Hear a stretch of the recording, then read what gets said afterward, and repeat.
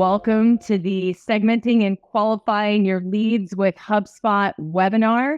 My name is Mandy Thompson. I am going to be one of your hosts today, and I will introduce your real host because I'm just going to kind of be moving things along.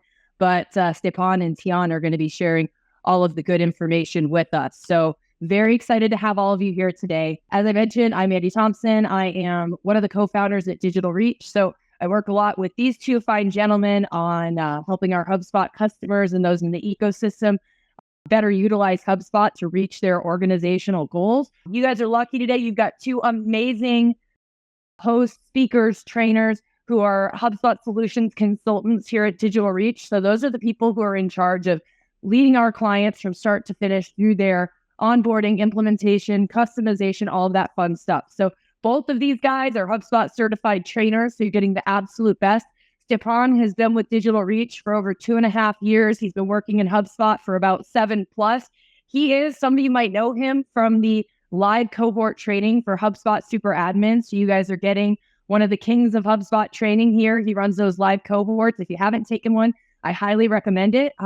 And then Stepan is based in Croatia. All right. And then we have Tian.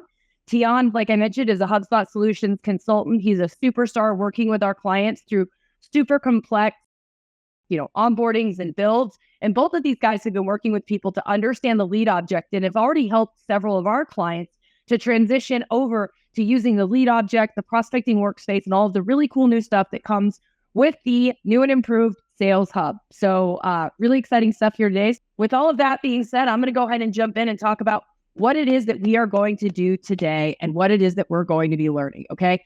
So the big thing that we're going to be talking about today really is the new Sales Hub, right? So what we're going to do is we're going to cover high level and then we're going to zoom in, all right? So what's going on and what's changed? What are the new tools? Why are they useful to you? How do you actually set those things up? And then we're going to go into, okay, we understand what the prospecting workspace is. Cool, we want to use it. We understand what the lead object is. Awesome, we want to use it.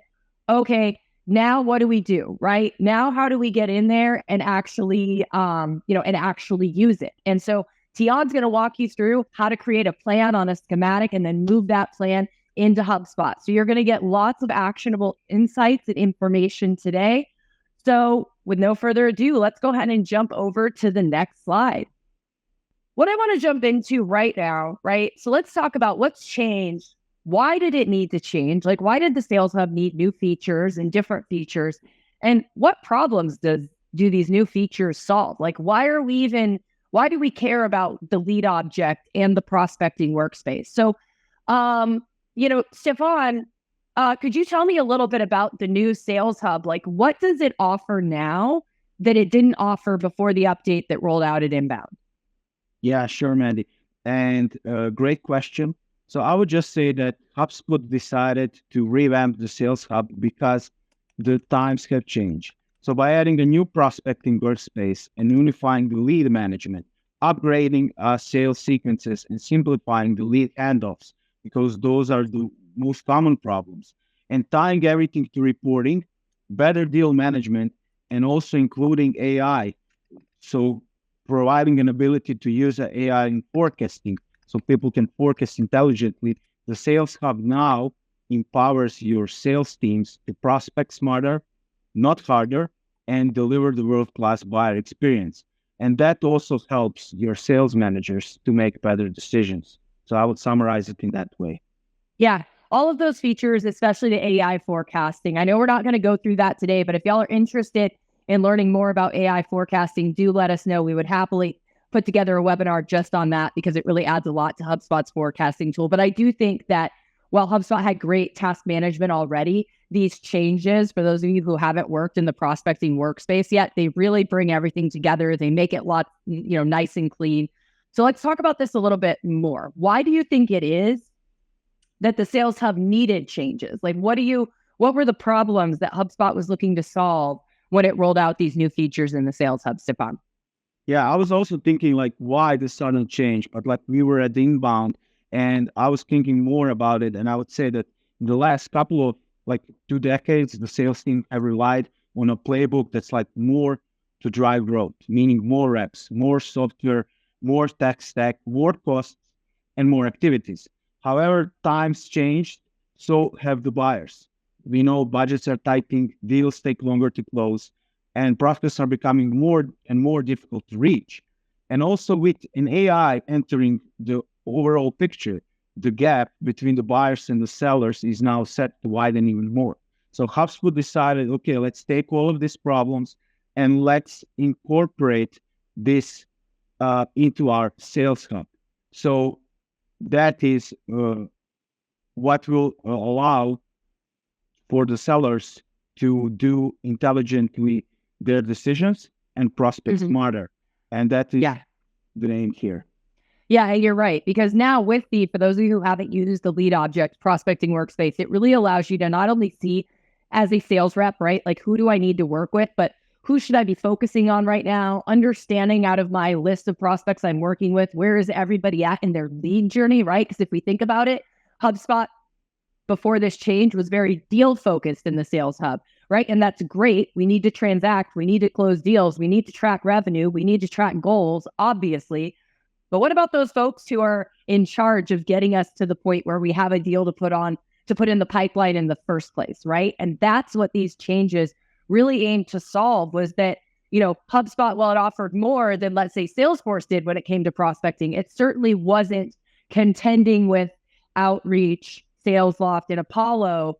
And now it is, especially with that Clearbit data coming in. And another thing I love about the Prospecting Workspace, for those of you who might not be in a traditional for-profit business, is that we're even seeing uses in the nonprofit space. We're applying this for teams that are working for political action funds that are out there canvassing and dialing and working to get in touch with people. So obviously we have the standard usage of, hey, I'm going after this, either this type of prospect or these types of target accounts, and I need to go, pursue these job titles within that, right? Like, obviously it works for those things, but I think it also really does a great job going beyond. Okay, so Stepan, what I want to know though specifically is, how are we solving these issues with this new Sales Hub, right? Like everything we talked about that folks are facing, disorganized tasks, not knowing how to prioritize, kind of having a disjointed experience, having to hop here, there, and everywhere to get everything done as a sales rep. How has those problems been addressed by HubSpot's updates?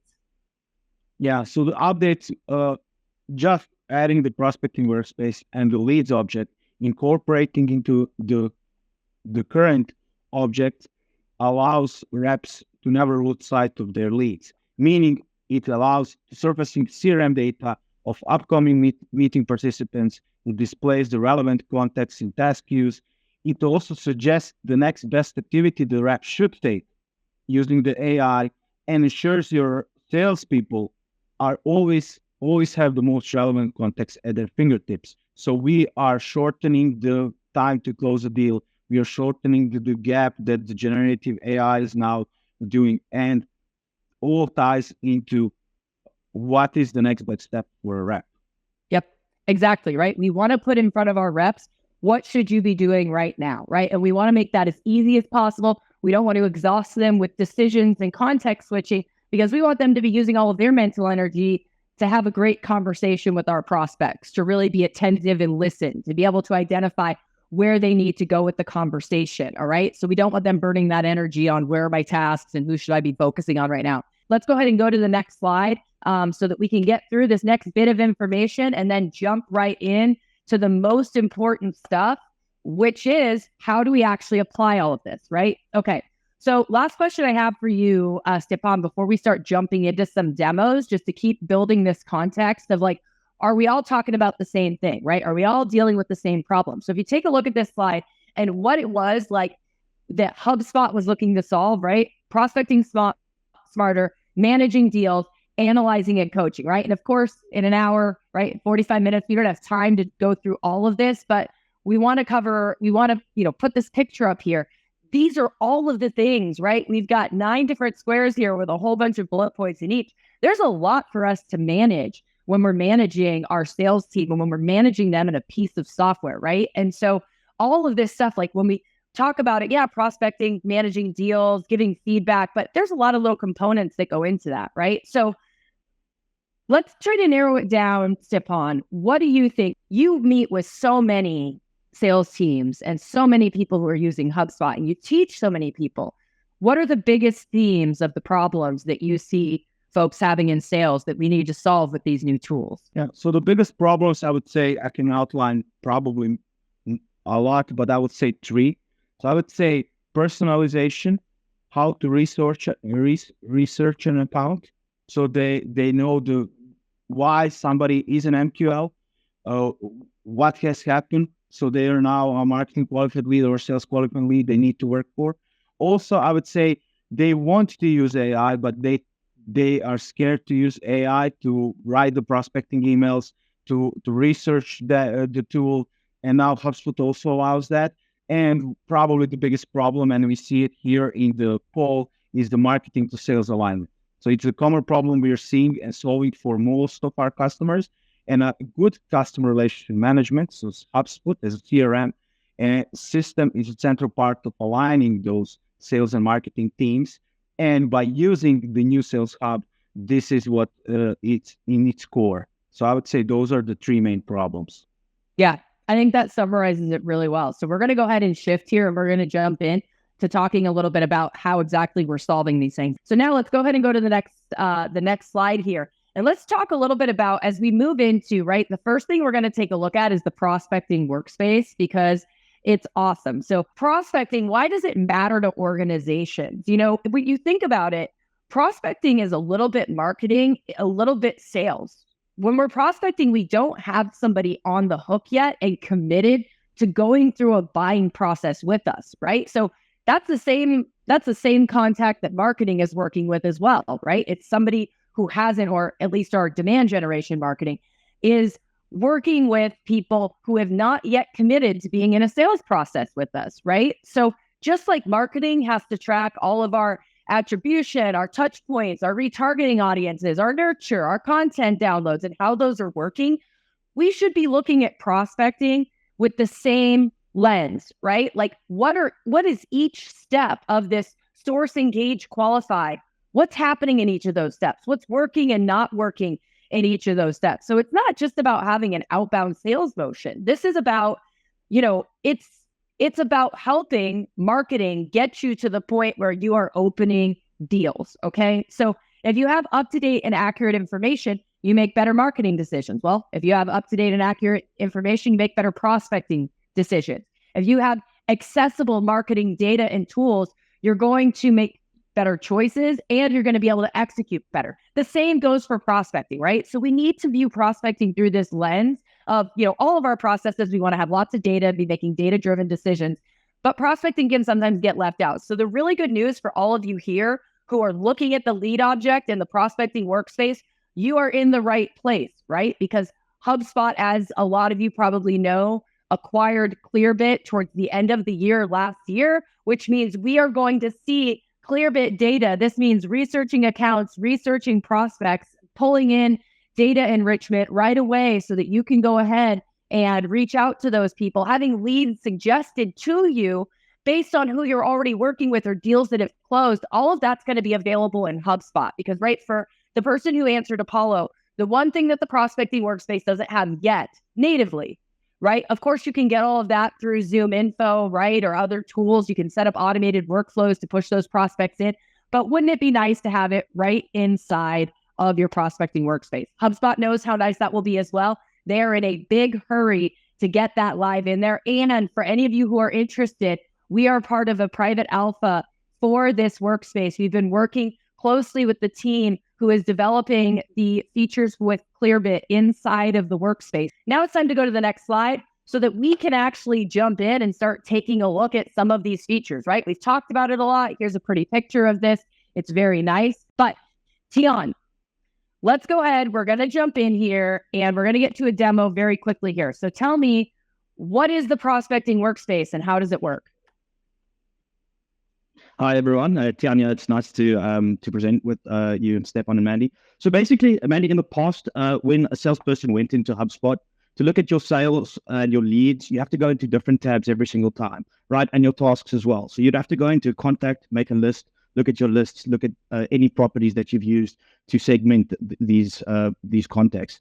Now the Prospecting Workspace is one personalized workspace that allows your reps to see what the leads are and manage upcoming sales activities all in one place.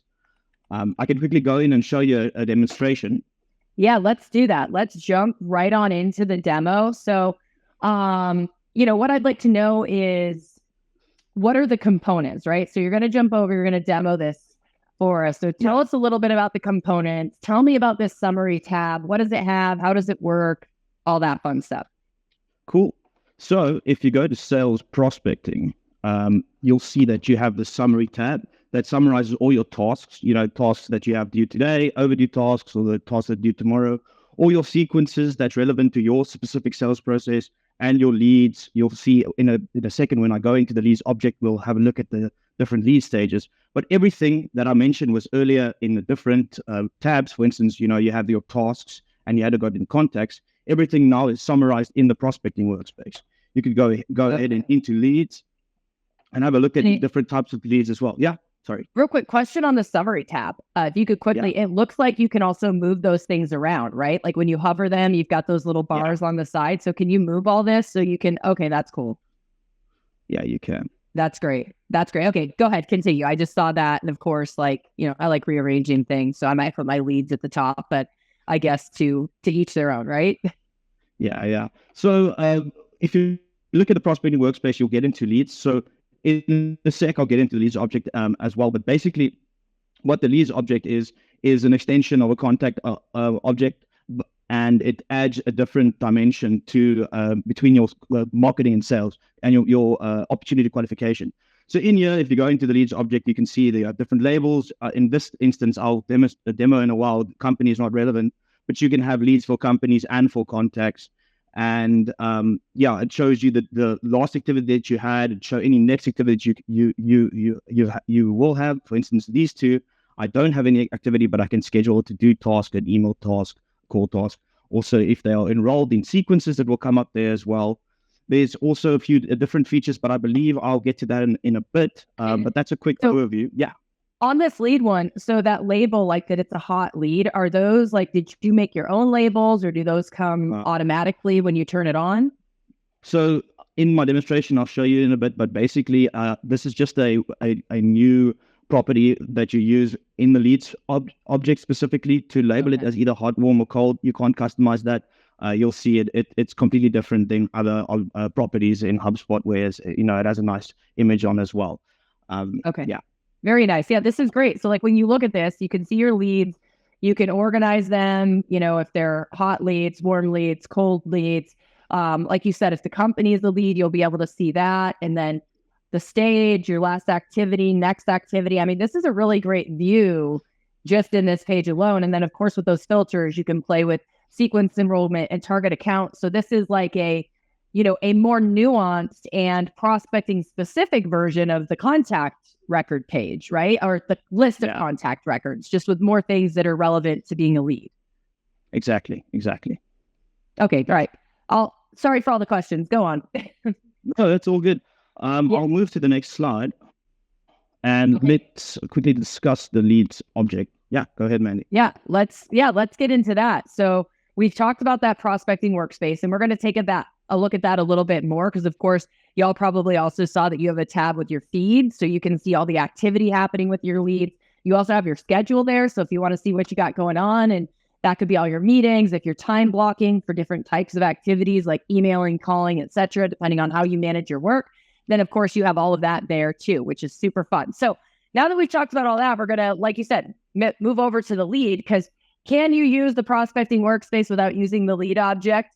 Yes, you can. It does have tasks in there, and tasks can still be assigned to non-leads. However, makes it a lot more fun if you use the lead object, because the whole idea of this, right, is to bring all of this together for that prospecting phase of the sales process that's so important. So, how is the definition of a lead different in HubSpot compared to as we're just getting into what is a lead? Because of course that can mean a lot of things. Even within your organization, right? When do you call somebody a lead? That's a definition that each organization has. But as far as within the technology, what's the difference between a lead, if there is one, a lead in HubSpot and a lead in, say, Salesforce or another system? Cool. So basically, leads is not a replacement for contact or standalone object. Whereas in Salesforce, leads are a different object when compared to contacts. In HubSpot, leads are an extension of a contact or company record. So with HubSpot leads, you can't access, modify, or create leads via the API. You can't integrate HubSpot leads with Microsoft Dynamics or Salesforce CRM leads directly. There are ways to indirectly do that. You can't create a leads-based list for marketing emails. You can't create a leads without associating with a contact or a company, and you can't create custom lead properties or associations. Okay. All right. So it's like, when we think about it, I guess to kind of zoom out on that, like Salesforce, for all of those who have used Salesforce, which is probably a lot of folks here, right? Like you have these, when you bring people in, their leads, and then you convert them to a contact, but then you end up having a lead and a contact, right? And so that, can have, and then if you work a lead multiple times, then like, what do you do with it, right? So like with this extension with HubSpot, you just keep a single contact so you don't mess up those people records, let's call them. But then you can, put this extension on for a lead. And from what I understand, you could do it multiple times, right? So if you run through working with someone, let's say your sales process says if we make no contact in 4 weeks, we stop prospecting and we pick them back up in 3 months. When you pick them back up in 3 months, you don't have, you can keep that same contact and you get all of that contact activity history, but then you make them a lead again and you can work through that process. Because then you can analyze things like, on average, how many lead campaigns do we run before somebody becomes an opportunity, right? Like, is that kind of am I understanding that properly? Yeah, correct. Okay, awesome. Well, this is super exciting. And you brought it up a little bit. So Tian, talk to me a little bit more about associations and how those work. So basically, it's associated either with a contact or company record, and it's many to one that are possible. And you can't create a standalone lead. It will always be associated to a contact or company. So it's an extension of your contact or company record. That's basically a quick summary of the associations thereof. You can also associate them to deals as well, if that's relevant towards your sales process. I think that pretty much summarizes the associations. Yeah, that would give you some interesting insights as well then, right? Because if you start associating them to deals, then again, how many leads on average get associated to my deal so that we can understand what our buying committees are looking like. So this is, in addition to making it more effective for your SDRs, BDRs, whoever's prospecting, it's also deepening the insights and analysis for us to understand what's happening in this buildup to getting to a deal and to look at the deals that actually close. So that's really cool as well. All right. So we're going to, in just a second here, jump in and get to demoing the lead object, which is super exciting. But I've got a couple other quick questions. Number one is where you find leads. And then my second question is, what do people need to keep in mind when they start, are there any things we need to look out for when we start to use this object? So I guess first, where are they so people can find them? And then second, any pitfalls we need to keep an eye out for before we go and turn them on? Yeah. So where you can find them, Tian already showed that they are in the prospecting workspace, but that is not all. When you are browsing or you're working from a contact record, you can also see on the right side a lead, meaning the sales reps that are transitioning from maybe your current sales process in HubSpot, they can always see if the lead is opened on that contact. So what's happening, how what stage they are. So that's something that we will demo, but this is very important. So like, it's not that you just need to turn it on and everybody needs to need to know what the lead is. So like, it also allows you to see the view while you're transitioning your reps and improving your sales processes. And the second question is what to keep in mind when starting to use a lead object. So I would say there's a couple of things that you need to keep in mind. So get your lifecycle stages and pipelines in order first, so you can transition smoothly from a lead to a deal. And also decide if they will be created when somebody is an MQL or SQL, and that depends on your process. Enforce activity tracking with your reps, so with call outcomes and call types.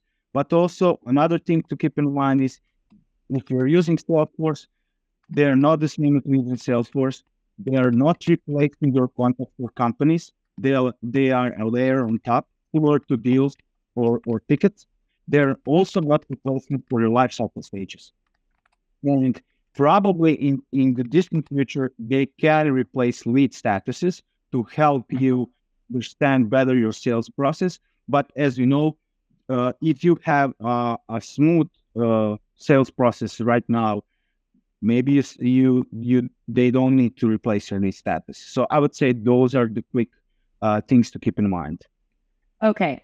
No, that's really helpful, Stefan, because I do think, while it's exciting, we have this amazing, prospecting workspace. We have these new lead objects. That's great. We do want to be mindful, right? Because like I said, when you turn on the lead object, there are some things that will start automatically happening because HubSpot wants to make this very integrated and easy to use, which is awesome. But if you turn it on and you don't realize that you're going to convert your lifecycle stages or conflict with the lead statuses that you already have, or, there's also, we'll see this in just a second, that it can be set up to where it forces you to create a deal when you reach the stage of connecting with that lead and having them turn into an SQL. So important things to take a look at, which we're going to do in just a second. So Tian, if you would go ahead and move us over to the next slide. Let's talk about, as we're working through this, right, with the lead object in the workspace, how is this consolidated view different from the old workspace? And what does it help reps with? Can you tell me a little bit about that? Yes, sure. So it gives reps the ability to see all active prospects in a singular unified space. And that was not the case in the old task workspace. So you can see all the tasks. Somebody could manage those tasks. You needed to give them, set permission sets, who can decide on the task, what needs to happen, what is the next activity.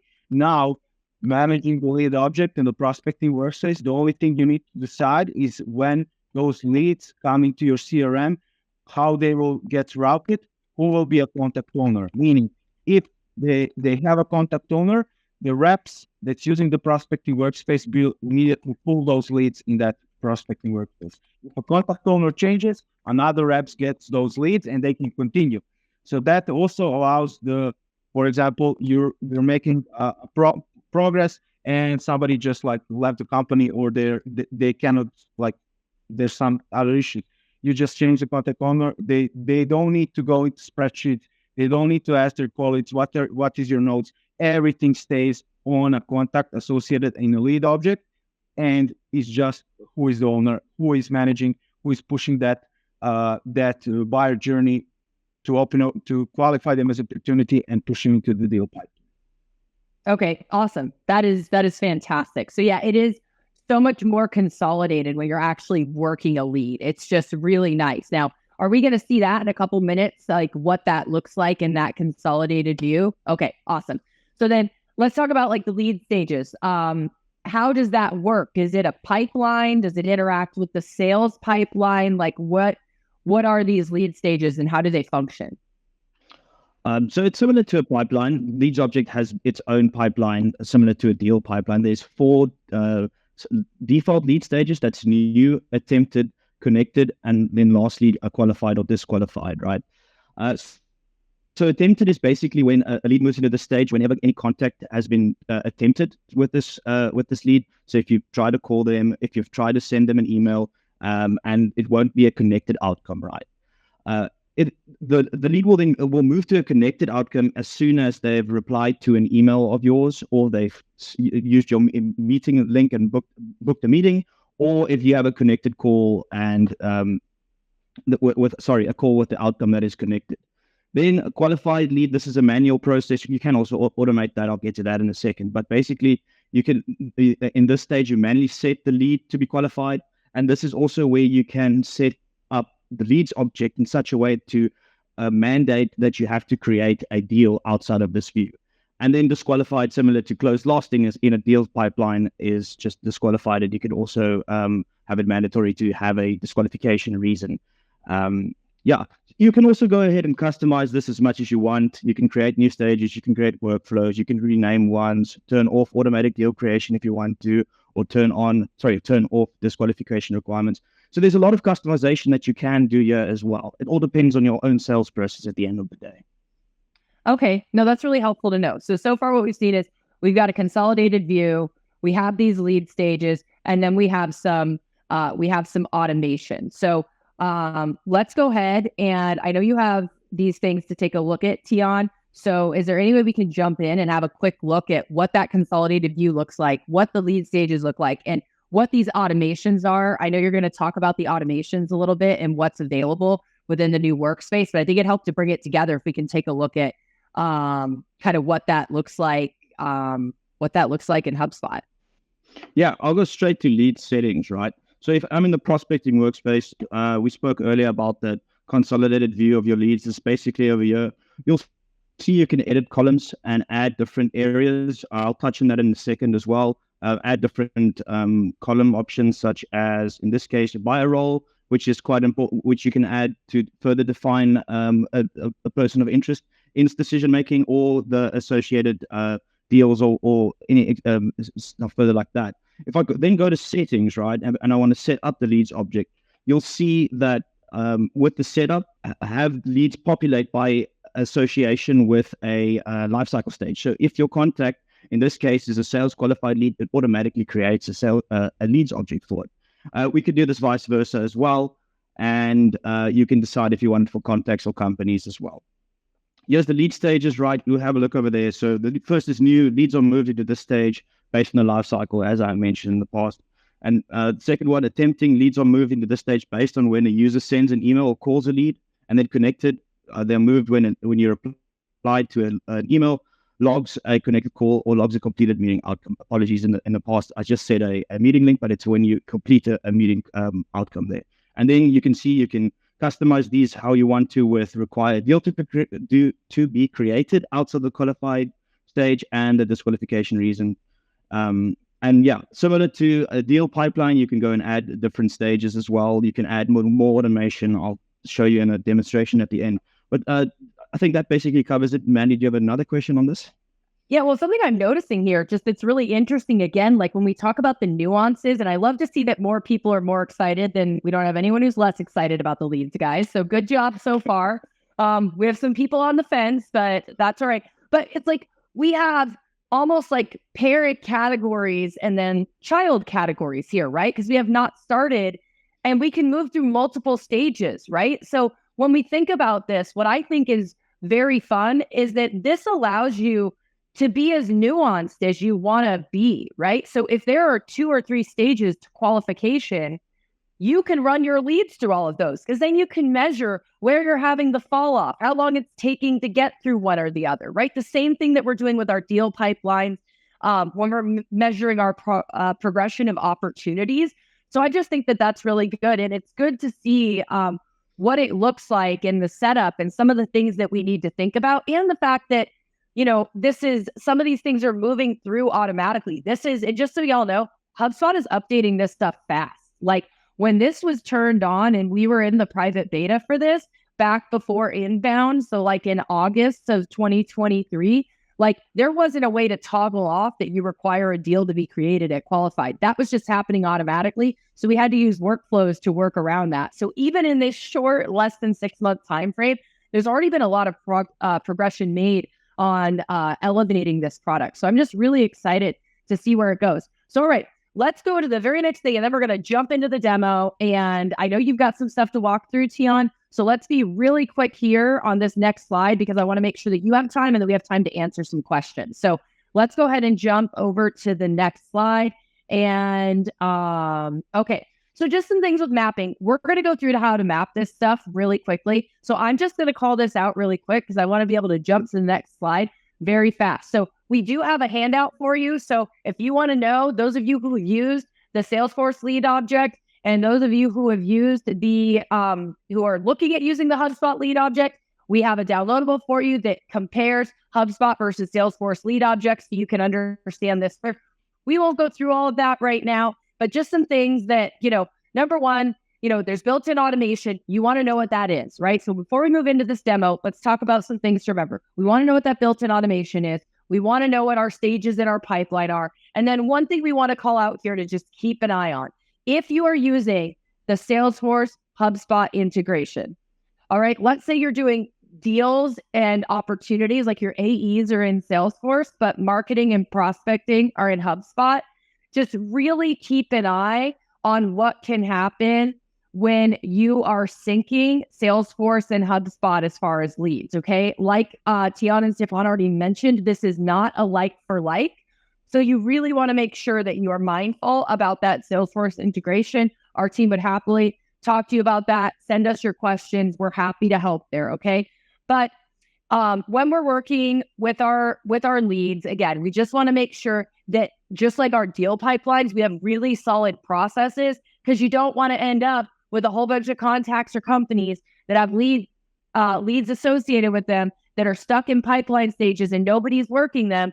Otherwise, the overall process and your overall reporting, just like with the deal pipeline or any other part of your CRM, isn't going to be super useful. So those are some things you want to consider. Build a process around this. If you're using leads in another system and you're going to move to HubSpot, adjust your process. If you haven't really done prospecting and lead tracking in an intentional way before, then build a process out before you get started. And this is where, Tian, if you can go to the next slide, now we're going to jump into this a little bit more. And Tian is going to go ahead and do a demo of what it looks like to plan this process and how you're going to translate that into HubSpot. But first, we're just going to talk about really quick, what you can add on to this process before we jump into building. And then we're going to jump into the building. So it looks like here, buying roles and outreach activities. So these aren't new to the lead objects of the prospecting workspace, but Tian, it sounds like these are things that people can use to elevate and enhance what they're doing with the lead object in the prospecting workspace. So how does that work? Yeah, so I showed earlier the columns right over there. So the one example I used was the buying role, but something you can consider adding different features, like for instance, associated deals, anything like that, just to extend the view of your leads and give you even more consolidated view and summarize everything together, basically. One nice addition to this leads object outreach activity, which basically is a count of every single activity from your sales rep to a specific lead. You'll see in a second there, I have 2 leads in my demo, and the one has 2 and the other one is 0 because we haven't started with that lead at all. So yes, in that column view in the leads object, we can go ahead and add a few different sort of like properties to the leads to just enhance that view. Yeah. Okay. Awesome. Well, let's go ahead and hop to the next slide then. Now that we've done that, Tian, I believe we're ready, right? We've taken a look at what is the prospecting workspace, what's the lead object, what are all the things we need to think about before we turn the lead object on? What are some of the features and things we can do with the lead object that could really enhance the way that our reps are working and the data that we're able to collect to understand where we can make small changes to have a big impact on our sales, on our revenue, all of that fun stuff. So now it sounds like looks like it's time for you to jump in and show us how all of these things work, from mapping something out all the way to building it in HubSpot. Yeah, I will go ahead and show you an example of a case study that I've come up with, right? So at Digital Reach, as you mentioned, Mandy, we like to map things out. What I've done here is I've actually added additional features to what you can use with the traditional leads object. So you'll see, as I showed in that previous map, we have the normal 5 stages or 4 stages of a leads object. But in this case, I have set it up in such a way that as soon as a contact becomes a sales qualified lead, a leads object is created. But we can go ahead and extend it even more to make a even more seamless transition between your marketing and sales. So for instance, I have this extensive lead scoring mapping over here with the demographic and behavioral score, right? After a certain score has been reached in your CRM for contact, we might then send them a marketing email with a specific ebook, right? That goes ahead and advertises one of your products, right? And then as soon as they download that ebook, they go ahead and be signaled as an SQL. And it doesn't necessarily only have to be like that. You can have this ebook on your website, for instance, and if you download that, then you automatically become an SQL in this CRM, right? So then the whole point of this case study is to have essentially 0 touch for the first, until you've connected to a contact or a lead in this case, right? So the example I used is in this case, right? When I was a student, I really liked white papers, right? And a lot of the times that would be not, I would not be the target market really for the company if I go and download a white paper off your website. So then you would like to filter me out. So for instance, if in this case, I download that ebook, it goes straight into new. We've set then up a workflow, which I'll jump into a second, that goes and enrolls this lead straight into a sequence. So let's have a look over here. Right, this lead is any of new. It sends them it enrolls them straight into that work into that sequence. That sequence then sends them an email, and then we automatically get sent to connected. The sales rep still hasn't touched anything. This is all happening in the background. If it's not connected, it's just going to be attempted, right, until there is any connection. So then, of course, you have a sequence with a few steps. So for instance, this is in 5 business days, another email is sent, and then 5 more, there's a second email. Obviously, this can be customized as much as you want to. And then when Tian, who's downloaded the white book and not interested in the product, hasn't responded in 10 days, we know he's not interested, and he gets disqualified and sent into the disqualified stage, right? So that actually, Mandy, we mentioned earlier this hot, warm, and cold property. It's a nice way to segment your leads. For instance, this is a way I did it, and it works quite well with this 10 business days, right? So I've set up and created this workflow that if you have a lead that has been a lead for less than 10 days, or there's been activity for within 10 days, then it will be hot. Then between 10 and 20, it's warm. And then more than 20, it's cold. Then we wait 10 more days, and then Tiana is disqualified because he didn't really show interest in our product. Could it? Yeah. And that could like interact with marketing too, right? Like we market to our hot leads differently than our cold leads. I love it. All this works together. Okay, exactly. Go ahead. Yeah. So then basically, as soon as it's connected, I then have another workflow that enrolls this contact into a task, and then a task is created for this rep to go and set up a meeting or send an email and reach out to that person. So then how this system works is it essentially filters out any unwanted downloads or any unwanted prospects in your leads tool up until that there's someone that contacts you back on, because you've enrolled them into sequences. It seems that you've sent them emails. In the meantime, you've set up the background, and it's been customized using standard HubSpot sequences. So that's another nice way how this tool can work well.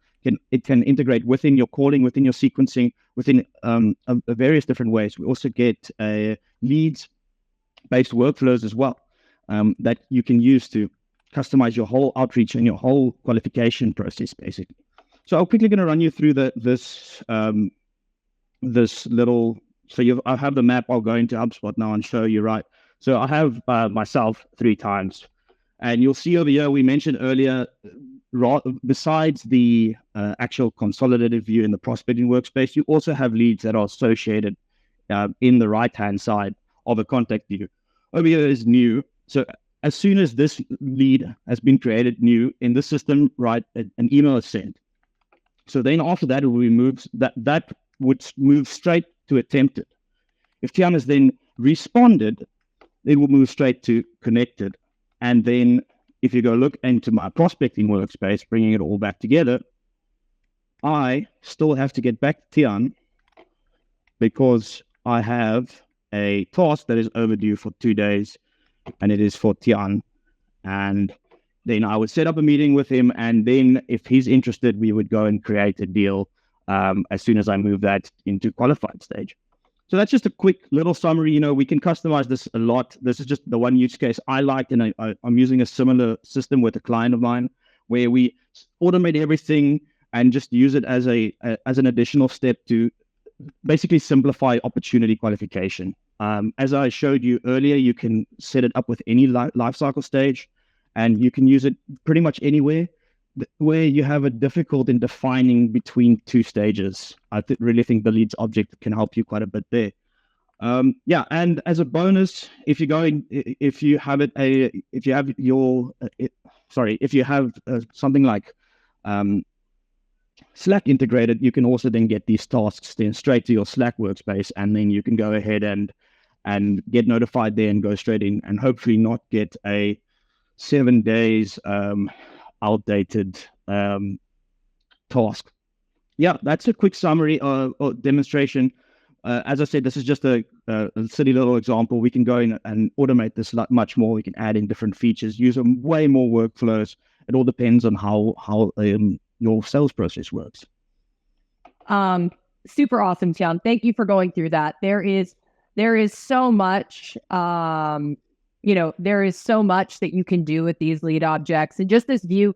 If you could, when you look at this, right, like, you can interact with the tasks, you can look at everything in the record, you can see, what's been happening, lead status, all of that. So it's just really great to consolidate this more than how it was with the previous task player. I really like that. But Ethan had a question, right? So he said, if we don't want our third-party booking tool, Chili Piper, to create duplicate meetings, right, because it's also connected to Google, we need to disconnect the Google Calendar sync. Okay. Other than the schedule section of the prospecting space, is there anything that they might be missing out on as far as the features by not having the Google Calendar sync on? So Tian, Stepan, anything, off the top of my head, I don't think there's anything else you'd be missing out on, because I know that Chili Piper logs meetings with outcomes. And so as long as we have the meeting logged and the outcomes, that's going to allow us to drive the rest of that process forward. But can either of you think of anything else that's being missed by having, this, the Google Calendar or Outlook Calendar, whatever you have, by having that sync off? No, I think you've hit it spot on. I can't think of anything else. Stepan? Okay. I think the only thing that they could miss, but we need to check that, is the scheduling tab on the leads object. Yeah, that's it. If that's not connected, so probably that can be missed. But I would also choose that if you use that, you can probably push a URL from Chili Piper or some schedule feature directly to a dashboard, and then maybe you can use that dashboard to give your reps more data and more what's happening here today. Yeah. And what I'd be more curious about, and maybe not something unless everyone else is interested in this too, Ethan, would be to take a look at, and we could chat about this separately, why you're not using, I know that Chili Piper, HubSpot has made a lot of updates to the meeting features, and Karen Sinet on our team has a ton of videos about that stuff. But, you can book on behalf of others now. You can have conditional meeting links that, based on what someone fills out in the form, you drive who that meeting goes to.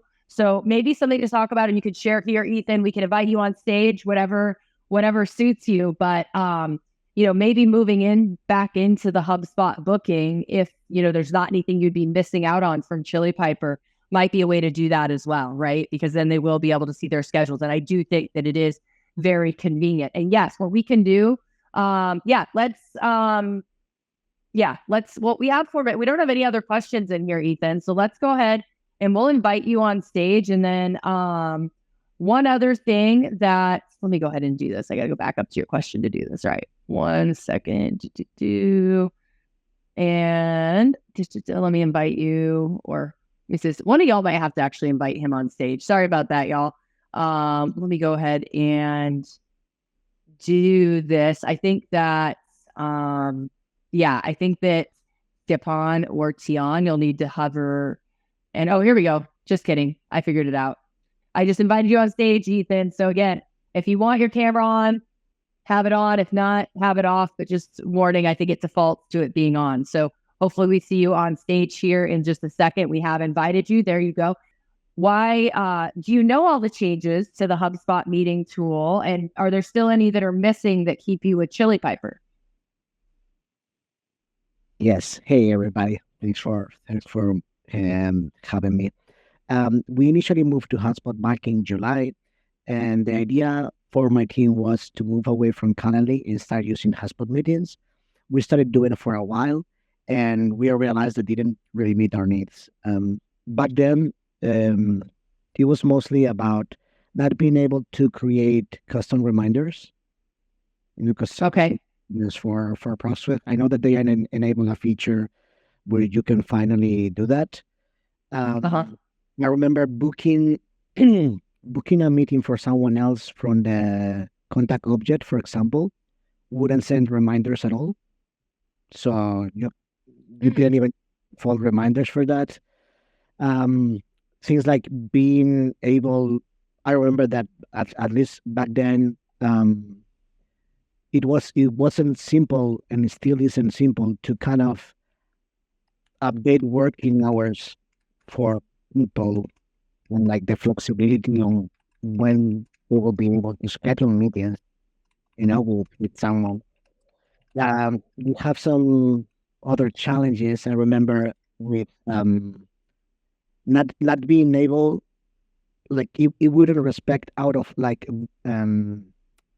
office blocks on there. So we will have our full reps booked, at all times of the day. What else? Interesting. Yeah. So yeah, Setting- out of office should work even when booking for others. And same thing with the notifications. But what I'd love to do, Ethan, I know it's 9:00 now, and so I want to respect your time, everyone else's. I also have a meeting, but here's what I'd love to do is if we can chat about this, like if we can get on and kind of run through the features that aren't working, and that way, if there are things that have gaps, we would love to give that feedback for HubSpot as well, because I know that they definitely want people to be able to replace tools like Chili Piper with their meeting booking tool, and that's really integral to getting the most out of the system, like you mentioned, with your sales team being able to see their schedule. So let's go ahead, and if you don't mind, like either with myself or Tian or Stepan or Karen even, because she is a master of the Sales Hub herself, like run through it and just see where those gaps are at. Let's do it.